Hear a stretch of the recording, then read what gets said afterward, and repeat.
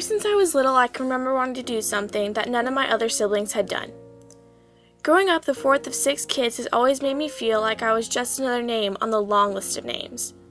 When my parents needed me for something, it was never, "Christine, come here," but rather, "Kelly, Jack, Katie, Christine, Carrie, Jim, whoever you are." I believe that this has caused my desire to want to stand out and shine on my own, to win the approval of my parents, and to be my own person. My little sister and I are 16 months apart. Everyone has always thought we were twins, although I have yet to see the identical resemblance. My parents have had us doing things together ever since I can remember.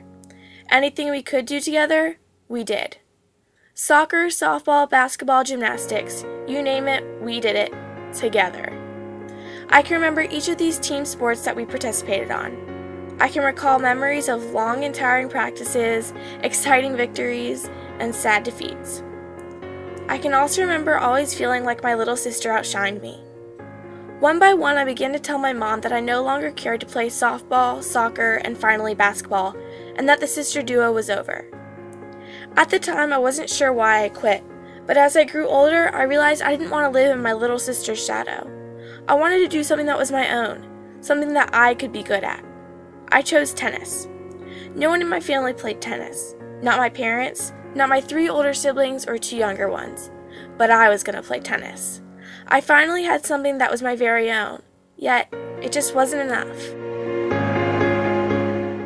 This need to be my own person outside of my siblings continued on into my high school years. I tried desperately to make myself stand out amongst my peers as to not be just another O'Neill. I wanted to be someone people knew because of my accomplishments, and not those of the legends before me. However, I could not shake the thought that I had trouble standing out amongst 6 kids. How was I supposed to stand out in a class of almost 400? Again, I started by doing things that none of my siblings had done. I ran for student council and became the vice president of my class. I became a member of the yearbook staff, and by senior year was named the editor-in-chief. I also joined various clubs and became president for many of them. I joined as many of the sports teams as I could and also became team captain in most of those. I still longed to feel important, though. I still wanted to fill that void of being just another average student.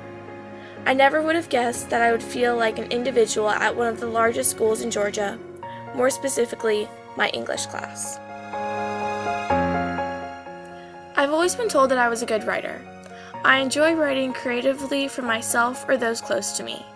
However, I've never been particularly comfortable with academic writing, and by no means do I feel like my writing stands out. On Tuesday, August 16th, I walked into my 2 o'clock English class, sat down in the front row, and waited. My tall, blonde, intimidating professor walked in and began to talk about the writing process and strict rubric. Naturally, I began to stress. The desire to want my writing to stand out amongst this 24-student class began to seem impossible. However, I took it day by day and worked hard to make my writing noteworthy. Ironically, when I felt that I was doing the absolute wrong thing, I was in fact doing it exactly right. I sat in class, my palms sweating as I prepared to read my first thesis out loud to the entire class. I could only imagine the sour look I would receive from my teacher and the cutting tone in her voice when she would ask, "So what?" as she rolled her eyes. I took a deep breath and read my thesis. As I braced myself for the harsh criticism that I knew was to follow, I looked up at my teacher and was shocked. She had a smile on her face, looked up at me, and said, "Perfect." I was instantly filled with gratification. I had never felt this whole, this accomplished, or this unique. I realized that this feeling was what I had tried so hard to accomplish. This was the feeling of success, of being an individual, of standing out in the crowd.